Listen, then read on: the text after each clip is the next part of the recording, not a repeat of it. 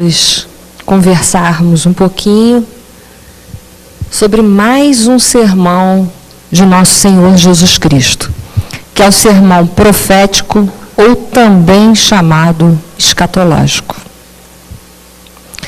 Aí vocês vão contar com alguma parte da bibliografia que eu estudei para começar a estudar esse sermão, mas o principal livro vai ser esse daqui, o livro A Gênese, de Kardec.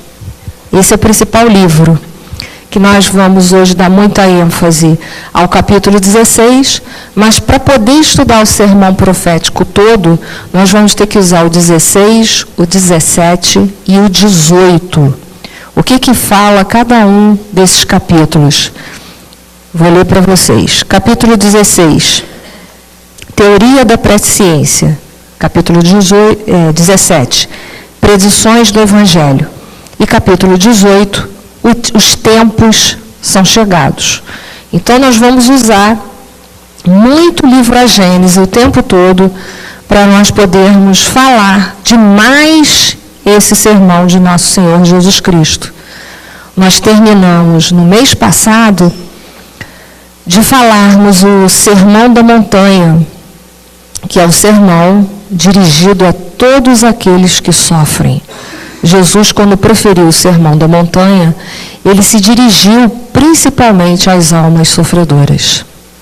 E mostrou ali, naquele Sermão da Montanha, o caminho, todos os ensinamentos que são necessários para nós sairmos do processo do sofrimento e vivermos a nossa realidade espiritual, que é sermos felizes. É claro, uma felicidade relativa, porque felicidade absoluta, somente Deus. Então, no Sermão da Montanha, tem todos os requisitos necessários para nós alcançarmos o grau de espiritualização necessária para nós nos libertarmos daquilo que ainda nos deixa aferrados, presos aos ciclos reencarnatórios de dor. Então, o Sermão da Montanha que nós falamos num período de 3 anos e meio. O sermão profético vai durar menos tempo, um pouquinho, porque apesar da sua extensão, ele ainda é menor do que o Sermão da Montanha. Sermão profético. O sermão profético, ele foi proferido por Jesus também no monte. Olha que interessante. O que era comum, porque o mestre, qualquer mestre que fosse se dirigir aos seus discípulos, era comum dentro daquela cultura que ele tivesse sempre numa postura mais elevada do que o seu discípulo. Então, quando, por exemplo, Jesus falava ao povo de uma forma geral, ou ele estava um pouco mais elevado, ou as pessoas se sentavam para ouvir Jesus falar. Era comum, assim, dentro desse povo, dentro da sua cultura. E o sermão profético foi falado no Monte das Oliveiras, que é um monte relativamente alto, que nós vamos ver um pouquinho mais para frente, maiores detalhes sobre esse monte, e ele ficava próximo ao Templo de Jerusalém. Vale ressaltar que quando Jesus foi até o Monte das Oliveiras e proferiu o sermão profético, haviam-se passado alguns dias de que ele entrara em Jerusalém montado num jumentinho.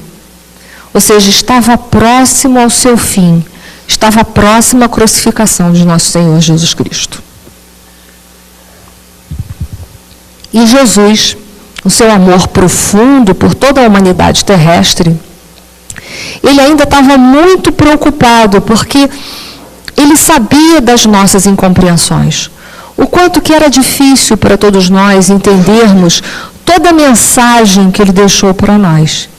Então, ele deixa no sermão profético uma mensagem mais futurista para todos nós, para que nós pudéssemos, ao longo do tempo, fazer uma reflexão sobre os seus ensinamentos e sobre também algumas tribulações que a humanidade terrestre passaria. Então, Jesus sempre preocupado em deixar o melhor para todos nós. Nós vimos que o sermão profético, a gente tirou uma parte dele, uma parte não, todo, foi embasado no Novo Testamento do Haroldo Dutra, porém a disposição didática é diferente da Bíblia de Jerusalém, como vocês vão ver nesse quadro que está aí no slide. Mas é a mesma coisa, é a mesma passagem, apenas a distribuição didática é de forma diferenciada. Quem quiser, no final, os slides estão à disposição, como a fonte bibliográfica também. Eu sempre deixo à disposição de todo mundo, aonde eu vou, o que eu coloquei aqui eu deixo à disposição. É público, até porque tudo isso que eu tirei são de livros que não me pertencem, né? Então, é patrimônio da humanidade, não é meu. Sermão profético ou sermão escatológico, que vocês viram que hoje a gente vai conversar sobre a estrutura desse sermão. O que ele mais ou menos contém de uma forma didática. Então, hoje é uma introdução que nós estamos fazendo ao sermão profético. Escatologia é uma ciência que significa doutrina das últimas coisas. Portanto, tem como escopo o estudo das profecias concernentes ao fim desta era. Isso destinado ao sermão profético. Mas a escatologia é uma ciência que estuda o fim das coisas. Então, não é só o fim de uma era, mas é também, por exemplo, a morte. Qual a destinação da alma após a morte? Vocês desculpem eu ter que estar tomando água, que eu estou saindo de uma crise alérgica respiratória e está meio difícil. Então, como nós tivemos há uma semana atrás, eu e Luiz Guilherme, nós fizemos um seminário lá no SEAC, e nós falamos sobre o céu e o inferno. Então, nós falamos da escatologia, mas como fim de um ciclo de vida. E lá, então, a gente abordou a questão da destinação da alma após a morte. Também faz parte da escatologia, mas a escatologia direcionado ao indivíduo. Aqui nós vamos estar falando no sermão profético, direcionada a um fim de uma era, de uma transição, de um período da humanidade, ou seja, da coletividade. E aí vem essa questão, é possível prever o futuro? Porque se é um sermão profético, ele está falando de uma coisa que vai acontecer ou que está acontecendo. E aí a gente quer saber, como assim? O que a doutrina espírita fala sobre isso? Qual a sua posição em relação a isso? É possível prever o futuro? De que forma? Como isso funciona? Isso, que essas previsões, elas possuem datas, elas são inexoráveis. Por isso que a gente está usando o livro A Gênese, nos capítulos 16, 17 e 18, que foram os capítulos que Kardec abordou sobre esse assunto da escatologia. No capítulo 16, que é o capítulo que vai falar sobre a presciência, presciência é sobre o futuro, sobre a possibilidade de se saber sobre o futuro. O Kardec, ele coloca lá, as predições não se produzem com exclusão das leis naturais. Então, ele está querendo dizer para a gente que existe a capacidade de saber o futuro, mas que elas funcionam dentro das leis divinas, elas não são coisas que estão fora. E aí, em cima desse raciocínio, o Kardec ele vai escrever todo o capítulo 16 e mostrar possibilidades e mostrar fatos correlacionados em relação a isso.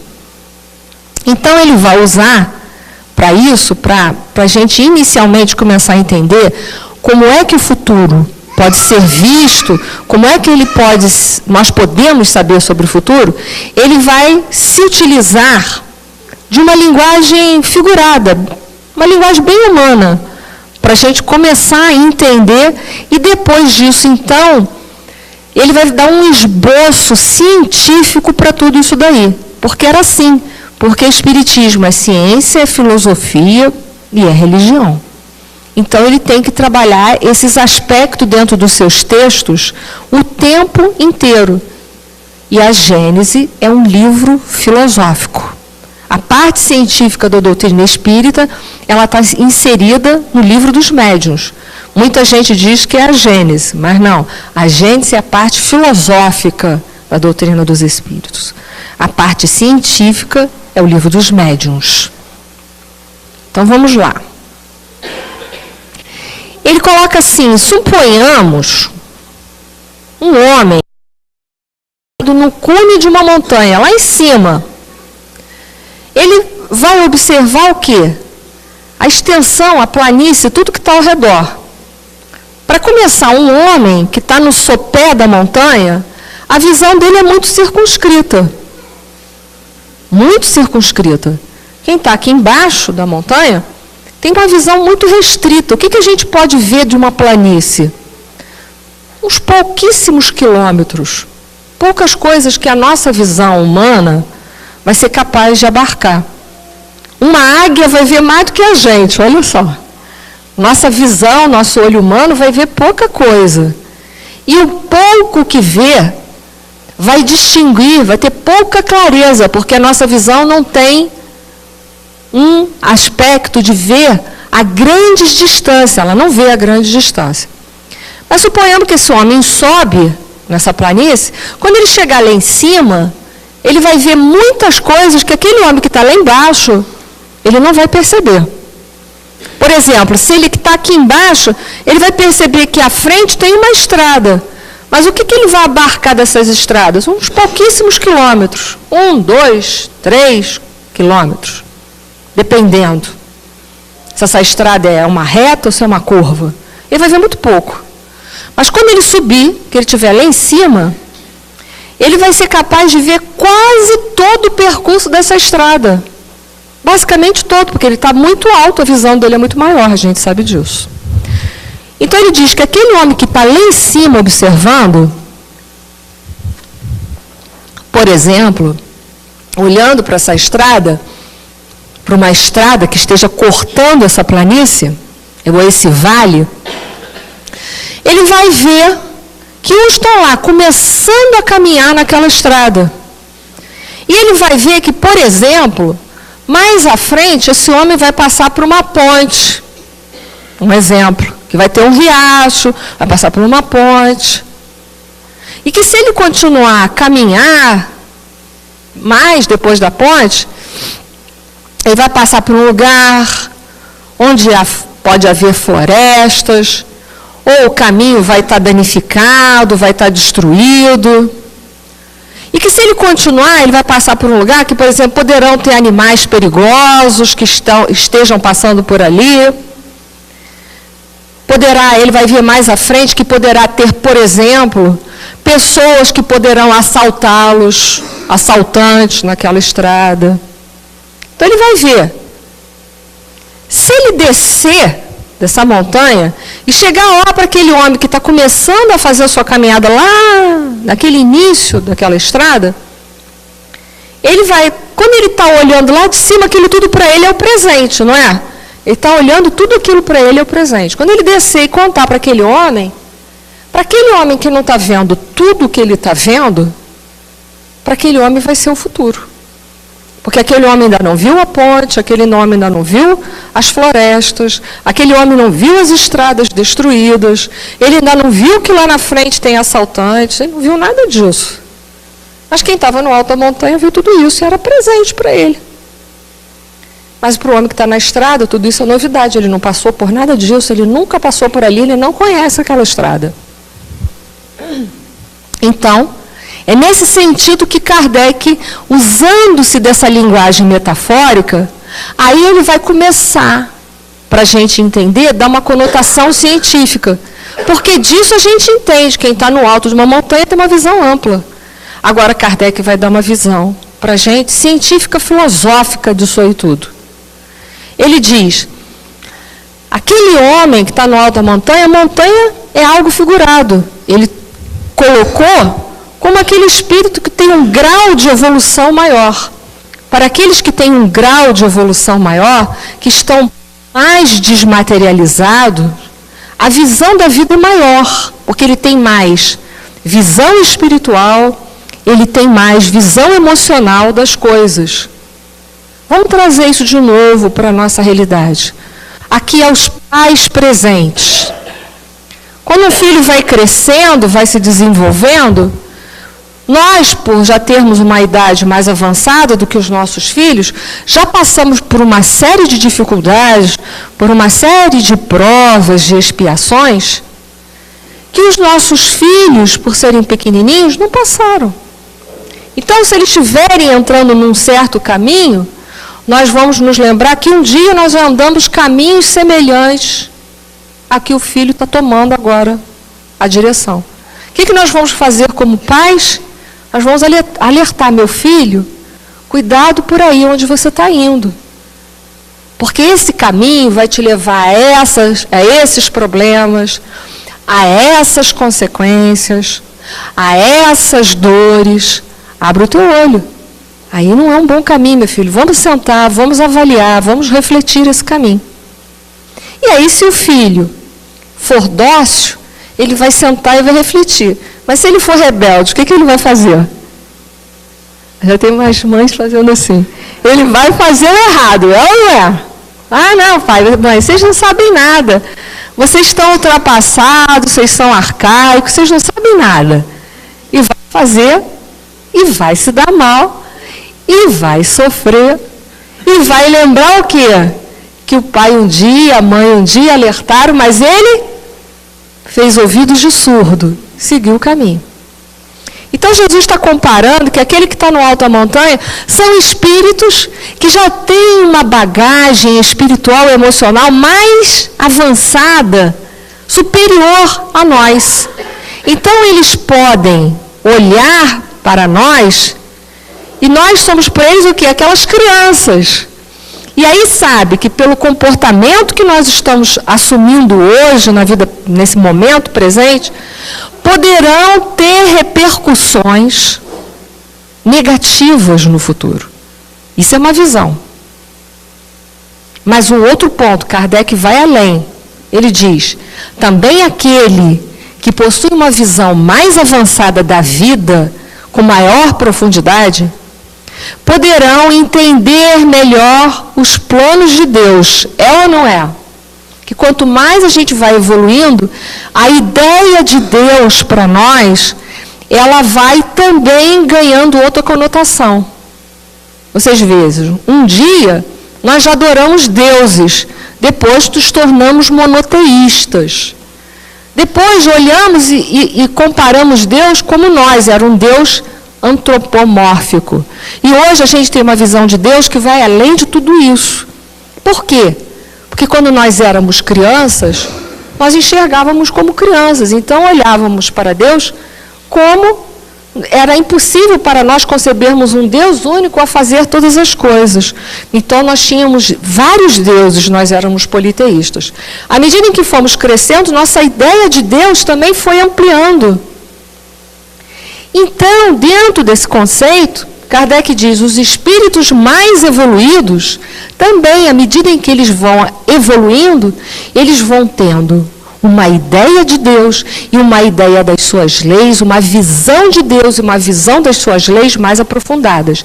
Então, eles vão ter acesso a determinados acontecimentos que fazem parte da transição, da transformação, ou seja, da transição das eras que a humanidade terrestre tem que passar, já passou e ainda vai passar. Eles têm essa ideia de forma mais clara. Então, eles podem ver coisas que nós ainda não compreendemos. Até porque estamos aqui reencarnados e esse corpo material, ele nos deixa muitas restrições para entendimentos. Ele é como se fosse um véu, utilizado palavra por Kardec, metaforicamente falando. Nossa visão, ela é muito embaçada por véus de ignorância, véus da própria materialidade desse corpo, e que não nos permite a ver com maior distância. Então, é claro que, além de os espíritos olharem e ver a consequência dos nossos comportamentos, eles também vão entender os desígnios de Deus para que a humanidade possa evoluir. Então, tem dois aspectos essa passagem. Recomendo a vocês chegarem em casa e ler o capítulo 16 todo do livro A Gênesis. É muito interessante esse capítulo, muito. E lá vai ter muito mais explicação do que eu vou poder dar aqui em 50 minutos. Então, com isso daqui, a gente já entende que é uma possibilidade filosófica perfeita para nós vermos o futuro. E que há essa possibilidade. Tanto há que há vários fatos relatados na humanidade. Principalmente no que tange a parte religiosa, o Velho Testamento está repleto de profetas. O próprio nascimento de nosso Senhor Jesus Cristo foi profetizado. A própria crucificação foi profetizada. Bom, isso foi o que nós falamos, sobre o homem lá em cima da montanha, sobre as previsões, sobre a sua visão. Esse slide está dizendo isso tudo que eu já contei aí. Isso vocês vão encontrar mais no item 2. Mas leiam o capítulo todo, que é muito interessante. Então, os espíritos mais desmaterializados são aqueles que, sem dúvida, têm um grau de evolução maior. Quanto maior a evolução, maior é a visão, é a profundidade de ver as coisas. Mas então, será que essas profecias, elas são inexoráveis? Ou seja, elas são deterministas, elas vão acontecer e ponto final. Nós ficaremos aqui pacíficos, passivos, olhando a todo esse período de transição, sem podermos fazer absolutamente nada? Essa é uma pergunta. Porque o sermão profético está falando daquilo que vai acontecer num período de 2000 anos depois do Cristo. 2000 anos porque nós estamos há 2000 anos e pouco depois do Cristo. Ou seja, num período que vai acontecer pós-Cristo. Após a morte do Cristo, esse período se inicia. Então nós queremos saber, então nós somos vítimas de tudo isso? Nós estamos aqui sentados, vamos ter que passar por tudo isso e achar que tudo isso é isso mesmo? Não tem outro jeito? Será que é assim que a doutrina espírita pensa? Chama atenção para vocês. É assim que a doutrina espírita pensa? Então nós vamos, voltar e pegar outras obras básicas para a gente entender um pouco sobre o livre-arbítrio, que é uma lei divina. Livre-arbítrio é uma lei divina. Está lá na terceira parte do Livro dos Espíritos, que livre-arbítrio faz parte da lei de liberdade. Quando a gente começa no Livro dos Espíritos, terceira parte, lê lá, lei de liberdade. Um dos assuntos que Kardec trabalha é o livre-arbítrio, ou seja, a escolha do homem. Vamos lá. 843, para quem está em casa. Tem o homem o livre-arbítrio dos seus atos? Nós somos livres? Resposta. Pois que tem a liberdade de pensar. Pensar tem. Aliás, o pensamento é o único lugar que ninguém pode nos tirar a liberdade, é ou não é? Vocês estão aí sentados pensando 1000 coisas a meu respeito, eu não tenho controle nenhum sobre isso. Eu posso fazer vocês ficarem com a boquinha calada até 11 horas. Porém, o pensamento de vocês é livre, para vocês pensarem o que vocês quiserem. É o único lugar que a gente goza de plena liberdade. O restante, nós não temos plena liberdade. Não temos. Até porque o nosso livre-arbítrio também não é absoluto. Porque absoluto é sempre o sol de Deus. O nosso livre-arbítrio é relativo. Sempre.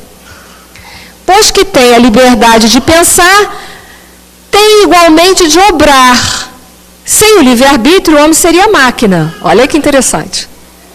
Eu tenho de pensar, eu tenho de agir. Mas há 3 formas de agir. Uma é por pensamento, outra é por palavras e outras é por obras ou por fatos. Há 3 formas em que eu posso obrar. De 3 maneiras. Pensando, Se eu pensar mal, eu vou responder pelo meu pensamento ruim? Vou ou não? Vai. Mas aí é bem você com Deus mesmo, porque eu posso nem saber disso. Mas Deus sabe. Porque Deus está em todos os lugares. Tá. Está dentro da gente? Eu acho que se a gente pensasse mais sobre isso, a gente ia pensar se pensava. Porque há coisas que a gente pensa que não é mole não, né? Não é mole não. Então, nós obramos ou agimos por pensamento, por palavras e também por obras. E ele diz, sem o livre-arbítrio, o homem seria máquina. Opa! Então significa que as coisas não são tão inexoráveis assim. Não são inexoráveis. Não é verdade? Totalmente não. Porque se eu posso agir, eu posso fazer alguma mudança. Isso é bom para a gente pensar a nível de expiações. Que quando a gente está passando por expiações, a gente passa. Vai passar. Mas a gente pode passar com revolta ou passar com aceitação. Isso muda? Muito. Porque aquele que passa com revolta pelas suas expiações, ele sofre muito mais do que aquele que passa aceitando a lei de Deus. E aceitando que ele é responsável por aquilo que ele passa e que, portanto, ele também é responsável por construir uma nova vida, um novo futuro. É ou não é? Então, nós não estamos aqui passivamente sentados esperando o sermão profético passar. Estamos? Já vimos por ali que não. Vamos ver se tem mais provas sobre isso? Então, vamos seguir a obra. Vamos seguir o pensamento de Kardec, da doutrina dos espíritos. Número 851, para quem está em casa. Haverá fatalidade nos acontecimentos da vida, ou seja, o que está determinado vai acontecer, que é o chamado Maktub. Será que é assim que funciona dentro da doutrina dos espíritos? Haverá fatalidade nos acontecimentos da vida, conforme ao sentido que se dá a este vocábulo. Quer dizer, todos os acontecimentos são predeterminados. E neste caso, que vem a ser do livre-arbítrio? Pergunta de Kardec para os espíritos. Pergunta ousada para a época. Vamos ver a resposta dos espíritos. A fatalidade existe unicamente pela escolha que o espírito fez ao encarnar desta ou daquela prova para sofrer. Ou seja, se durante uma existência eu semeei no terreno da minha vida espinhos, eu vou poder escolher colher uvas? Não combina. Não combina. É incoerência. Então, se numa existência eu sair semeando os espinhos, eu vou ter que pedir uma nova existência para fazer o quê? Colher os espinhos, arar o terreno de novo, limpar ele todo, arar o terreno e plantar o quê? As famosas uvas que eu tanto queria ter comido. É ou não é? É assim que consiste a nossa vida. Aquilo que fizemos será aquilo que colheremos. E daquilo que colhemos, se não gostamos, o que cabe a nós fazer? Limpar o terreno, arar a terra e plantar aquilo que desejamos. Coerente? Coerente. Continuando a resposta dos espíritos. Escolhendo-a, institui para si uma espécie de destino. Ou seja, se eu escolhi que eu viria nesta vida colher aquilo que eu plantei para limpar o terreno, arar e fazer nova plantação, ora, o que eu vim fazer aqui? Esse é meu destino. Vou ler de novo para seguir. Escolhendo-a, institui para si uma espécie de destino, que é a consequência mesma da posição em que vem a achar-se colocado. Falo das provas físicas, pois pelo que toca às provas morais e às tentações, o espírito, conservando o livre-arbítrio quanto ao bem e ao mal, é sempre senhor de ceder ou de resistir. E é verdade. Não importa se lá na espiritualidade eu falei assim, olha, Senhor, eu semeei na vida que passou um monte de espinhos. Eu quero agora fazer todo esse projeto, colher os meus espinhos, limpar o terreno, arar o terreno e plantar novas coisas. Mas aí a gente chega aqui embaixo, né? Aqui embaixo, em cima, do lado, sei lá onde. A gente chega aqui, aí fala assim, tô afim não. Não é assim? Porque é o livre-arbítrio. Eu posso desistir de tudo que eu planejei? Posso, a gente vê isso todos os dias. Não estou afim, isso dá muito trabalho, né? Sentir essa dor, passar por tudo isso, ter que trabalhar para limpar aquele terreno todo, arar, isso dá trabalho. Eu quero mais me divertir. Ele pode escutar, ele pode fazer essa opção, está aqui. Quantas pessoas a gente sabe que faz essas opções? E desistir, ele pode fazer isso? Pode. É bom ou mau uso do livre-arbítrio isso? Mau uso do livre-arbítrio, mas ele pode. Então a gente já vai vendo que as coisas não são inexoráveis. Porque no que tange a prova física, nós vamos passar. Vamos. Porém, a gente pode passar revoltado. Porém, a gente pode passar e abandonando tudo, largando para trás, não quero saber disso, não quero saber disso, fugir de tudo isso e vivendo como dá. Não é? Então, há formas e formas de se viver. Podemos viver com responsabilidade ou viver de forma irresponsável, que é a parábola das virgens. Lembram? Das 10 virgens, que faz parte do sermão profético, que nós vamos falar lá na frente. Daqui a pouco a gente vai chegar lá na parábola, que faz parte desse sermão profético. Podemos nos responsabilizar, podemos largar tudo para trás. Então, a gente já viu que as profecias, elas poderão ser cumpridas na letra ou não. Vai depender de quem? Isso é que é triste, saber que tudo depende de nós. A responsabilidade, de novo, vai recair sobre a humanidade terrestre. Jesus fez um alerta há mais de 2000 anos. Porém, a forma com que vamos passar por tudo isso depende do bom ou mau uso do nosso livre-arbítrio.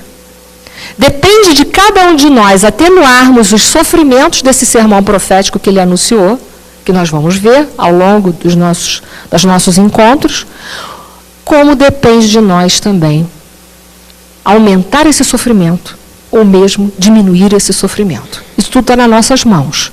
Vai depender do que nós vamos fazer do nosso livre-arbítrio. Ok? Respondido isso? Como a gente viu, que o sermão profético é também titulado escatológico, que está relacionado ao fim das coisas. Foi pronunciado no Monte das Oliveiras e ele tem uma amplitude muito profunda que merece ser estudado. Por isso, hoje a gente vai dar só a estrutura, vai fazer uma introdução do sermão profético, para depois, nas outras vezes que eu vier aqui, já vou alertando, ou vou assustando as pessoas ou chamando, uma das duas, aí eu não sei. Das próximas vezes nós vamos trabalhar com as questões simbólicas desse sermão, porque todo o ensinamento de Jesus tinha parte dos acontecimentos, mas tinha o simbolismo, que era a parte moral que estava embutida. Tudo que Jesus falava tinha simbolismos, tinha profundidade.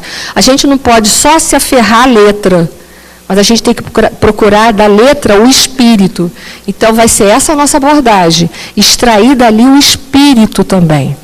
Não é só falar de acontecimentos palpáveis. Está todo mundo esperando que eu vou falar do cataclismo, da Quarta Guerra Mundial. Esquece, que vocês vão ver que não é por aí que vai andar, não. Porque não foi essa a conotação, e eu vou trazer as provas. Por isso que eu já estou alertando, estudem o livro A Gênese de Kardec, capítulo 16, 7 e 18.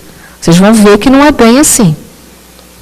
E aí a gente vai ver o que está acontecendo, que sermão é esse, o que ele está querendo dizer para todos nós. O Monte das Oliveiras, lembra que eu falei que eu ia falar um pouquinho mais sobre isso aí? Ele ficava a leste de Jerusalém, do outro lado do Cédron. Está ali a passagem bíblica. Nas suas encostas ficavam Betfagé, Betânia e o Getsemane. Lembra onde Jesus chorou sangue nas suas últimas horas? Que também tem todo um simbolismo para a gente estudar. Ali eu coloco as referências bibliográficas. E ele tem uma simbologia que tem várias outras. No Velho Testamento ele guarda uma simbologia, no Novo Testamento ele traz outra simbologia. Ali eu botei do Novo Testamento, mas com referência ao Velho. Os montes são igualmente símbolos de veredas difíceis da vida, de obstáculos e de outras dificuldades, cuja remoção é possível para aqueles que têm fé poderosa. Isso foi tirado do Novo Dicionário da Bíblia, do Douglas, que é vendido inclusive na FEB, para quem quiser comprar. Ok? Então, veja bem, os montes são símbolos de veredas difíceis da vida. Quando Jesus falou do sermão da montanha, seguir todos aqueles ensinamentos são fáceis? Tarefa difícil. Quando nós estudamos o Sermão do Monte, nós vimos que uma opinião, Gandhi emitiu sua opinião em relação ao Sermão do Monte, no qual Gandhi disse publicamente que se todos os livros sagrados da humanidade se perdessem e ficassem só o Sermão do Monte, a humanidade estava salva. Salva no seu sentido moralizador. Veja bem, Gandhi não era cristão, ele era hinduísta. E soube reconhecer naquelas passagens a profundidade que encerravam, o que ali encerrava de verdade. Então, viver aquelas verdades são difíceis. Nós vimos que o início do Sermão do Monte começa com as bem-aventuranças. Só viver as bem-aventuranças é dificílimo. Só viver, que é só o início das virtudes. São os primeiros degraus que nós temos que subir na direção do nosso templo interior. E para tudo aquilo ali, quanto que é difícil chegar até o nosso templo interior.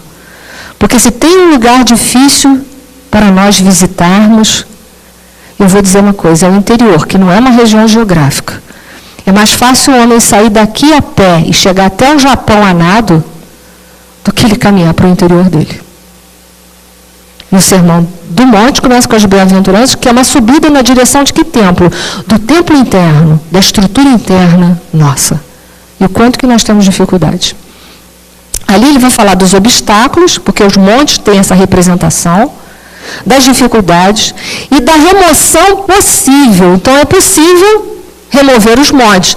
Jesus mesmo disse que se a nossa fé fosse do tamanho de um grão de mostarda, nós poderíamos fazer com que a montanha se deslocasse de um lugar para o outro. No entendimento que essas montanhas são o quê? Os obstáculos que nós trazemos dentro de nós mesmos. Por isso, estudar as passagens do nosso Senhor Jesus Cristo é o tempo todo estar em contato com nós mesmos. Não há outro caminho. Até porque o que ele veio pregar aqui? Acima de tudo, o amor ao próximo. E nós encontrarmos o reino dos céus. E que o reino dos céus não é uma localização geográfica, mas o reino dos céus é um estado de consciência interno da criatura.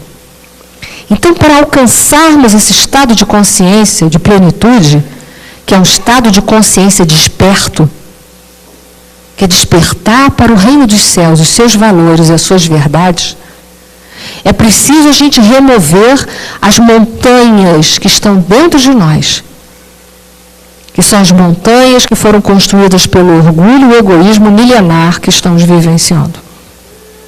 Para que o reino dos céus ele possa se refletir externamente, ou seja, se refletir aqui na terra entre nós, é preciso que primeiro esse reino dos céus ele seja construído no interior, no nosso templo interno.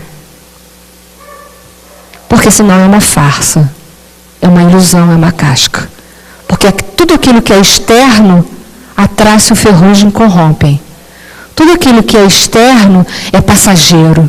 E se é passageiro, vai passar, vai sumir.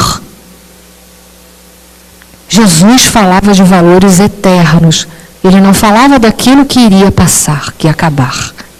Então, há uma possibilidade, mais uma vez estamos mostrando, uma possibilidade de remoção dessas dificuldades, uma possibilidade de amenizarmos sofrimentos. Mas essas possibilidades, elas têm que ser trabalhadas aonde? no interior de cada um de nós. É com esse sentido e com essa direção que nós vamos estudar todo o sermão profético.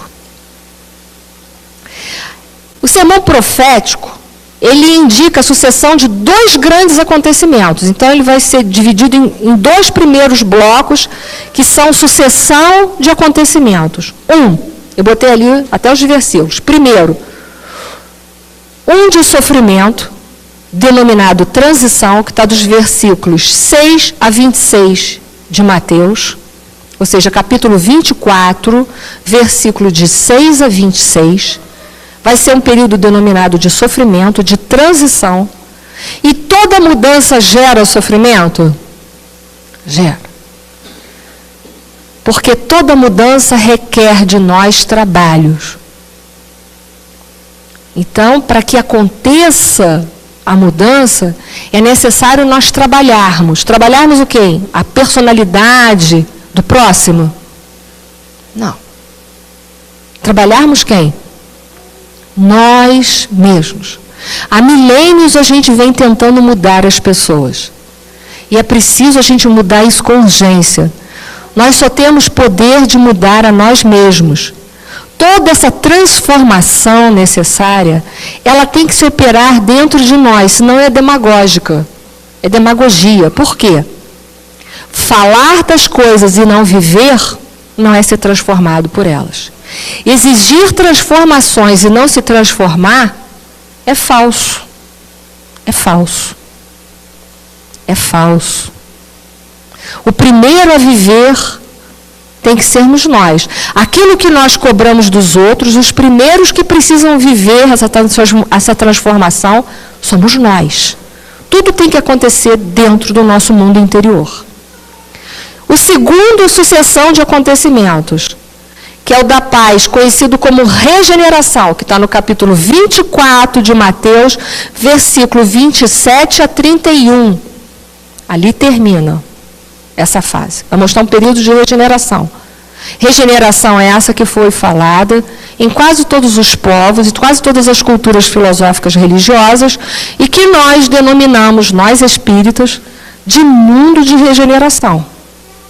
Mas o mundo de regeneração, esse mundo, essa transformação, essa categoria, essa subida de categoria do planeta Terra, que foi abordado no capítulo número 3 do Evangelho segundo o Espiritismo, não é um acontecimento fora, mas ele é um acontecimento que vai acontecer dentro dos corações da humanidade, porque quem é que faz com que o planeta Terra suba na categoria dos mundos?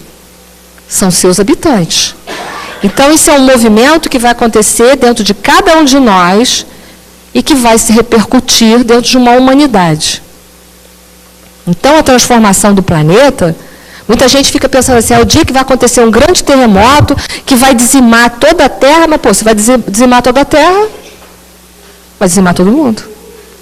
E aí vai mudar. Não, não é nada disso. Essa maior dessas transformações é uma transformação moral, que o Kardec fala isso no livro A Gênese. A maior revolução não é uma revolução de ordem material. A maior revolução é a revolução de ordem moral. Ou seja, vai ser uma transformação moral. Então, a reforma é a nível de valores. Não é uma reforma a nível de questões materiais, mas uma reforma de valores. Porque hoje o que nós estamos precisando, aqui na Terra, é uma reforma de valores. Nós temos homens muito inteligentes, que possuem grandes conhecimentos, mas que dirigem muito mal o planeta Terra. O próprio Brasil hoje está sofrendo uma inversão de valores. O Brasil é um país rico. A prova cabal dessa riqueza são os rombos nos cofres públicos. Um país pobre não suportaria nem a metade do que foi roubado aqui nesse nosso país. Então, o nosso problema aqui, a nossa miséria, não é fruto de falta, de escassez de recursos, mas sim de uma administração moralizada, de uma administração permeada pelo amor do próximo, ao próximo.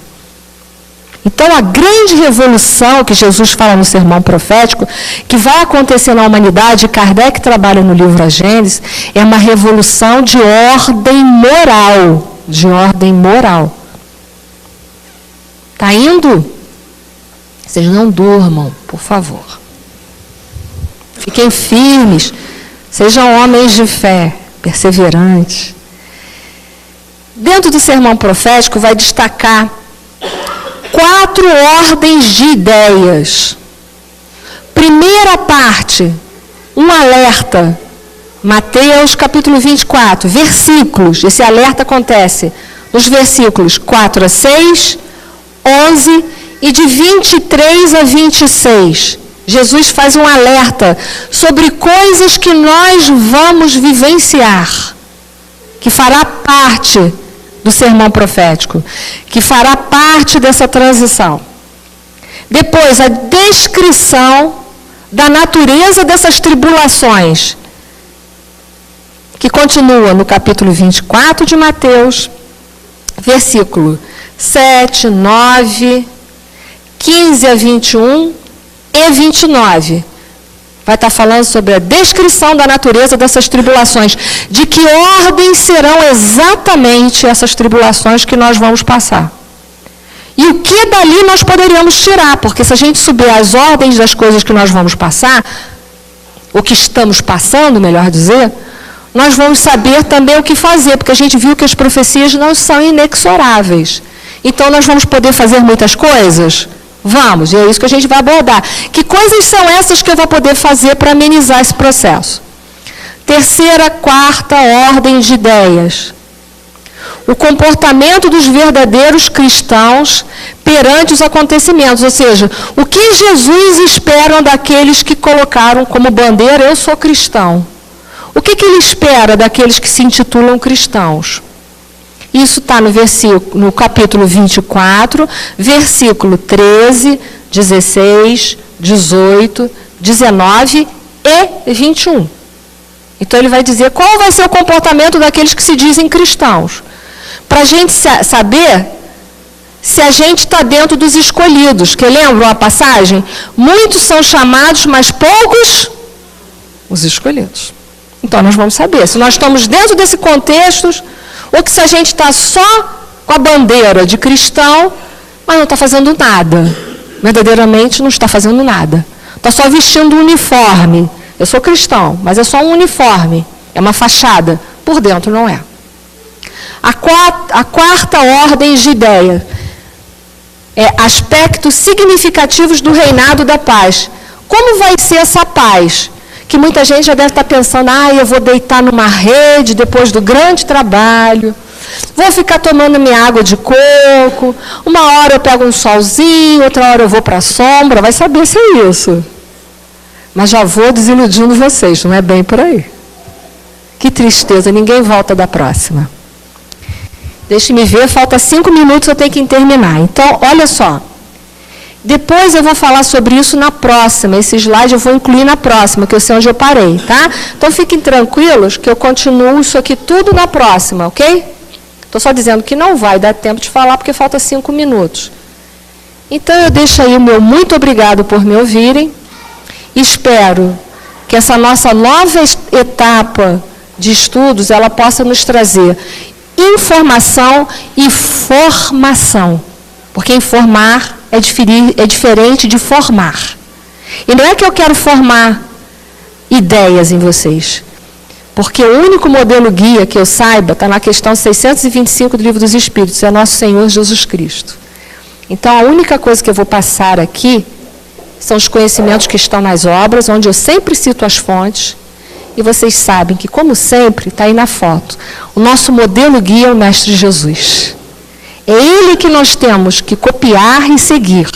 Não é nenhum palestrante espírita. Porque eu sou tão imperfeita quanto vocês que estão aí sentados. Eu estou a caminho com lutas e dificuldades, como todos vocês que estão aí sentados. Eu não sou melhor do que nenhum de vocês que estão aí sentados. Apenas eu tenho a cara de pau de falar aqui na frente. Só isso que me diferencia de vocês. Então, nossas próximas colocações têm essas finalidades: informar o que Jesus deixou e mostrar o espírito das palavras de nosso Senhor Jesus Cristo. Mostrar os seus ensinamentos morais. E a grande possibilidade que temos todos nós de darmos a nossa contribuição positiva para essa transformação. Que todos nós temos e todos nós podemos. Muito obrigada, um bom dia, um bom domingo a todos.